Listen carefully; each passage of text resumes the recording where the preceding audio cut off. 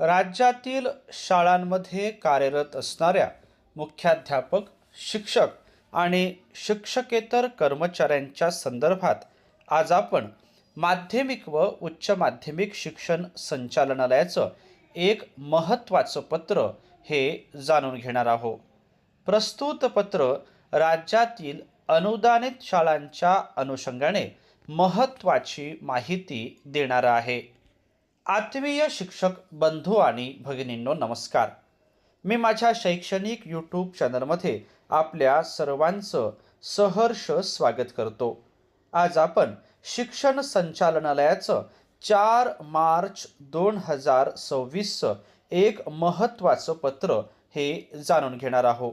प्रस्तुत पत्र माननीय विभागीय अध्यक्ष, महाराष्ट्र राज्य माध्यमिक व उच्च माध्यमिक शिक्षण मंडळ, माननीय विभागीय शिक्षण उपसंचालक, माननीय शिक्षणाधिकारी प्राथमिक आणि माध्यमिक, माननीय शिक्षण निरीक्षक, माननीय प्रशासन अधिकारी महानगरपालिका, नगरपालिका, नगर परिषद आणि माननीय अधीक्षक वेतन व भविष्य निर्वाह निधी पथक यांना पाठविण्यात आलेला आहे.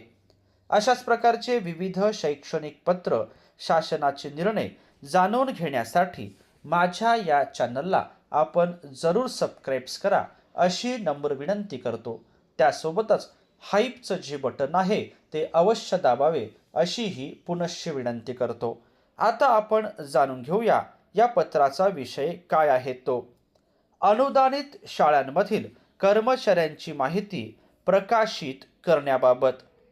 उपरोक्त विषयाच्या अनुषंगाने खाजगी अनुदानित शाळांमधील शिक्षक, शिक्षकेतर कर्मचाऱ्यांची माहिती प्रकाशित करण्याचा निर्णय माहिती अधिकार अधिनियम 2005च्या तरतुदीनुसार घेण्यात येत आहे. खाजगी शाळातील अनुदानित तत्वावरील शिक्षक, शिक्षकेतर कर्मचाऱ्यांची माहिती कर्मचारी नाव, संस्थेचे नाव, शाळेचे नाव, पदनाम, सेवेत रुजू दिनांक, सेवा निवृत्ती महिना व वर्ष आणि एकूण वेतन इत्यादी माहिती प्रकाशित करण्यात येत आहे. सदर माहिती ही शालार्थ प्रणालीच्या shalarth.maharashtra.gov.in या संकेतस्थळावर प्रकाशित करण्यात येत आहे, असे माननीय शिक्षण संचालक माध्यमिक व उच्च माध्यमिक महाराष्ट्र राज्य पुणे यांनी या पत्राच्या माध्यमातून कळविलेलं आहे. माहिती अधिकार अधिनियम 2005च्या तरतुदीनुसार आता राज्यातील खाजगी शाळातील अनुदानित तत्वावरील शिक्षक आणि शिक्षकेतर कर्मचाऱ्यांची माहिती ही प्रकाशित करण्यात आलेली आहे. प्रस्तुत पत्र आपण या ठिकाणी जाणून घेतल्याबद्दल आपल्या सर्वांचेच मनापासून धन्यवाद.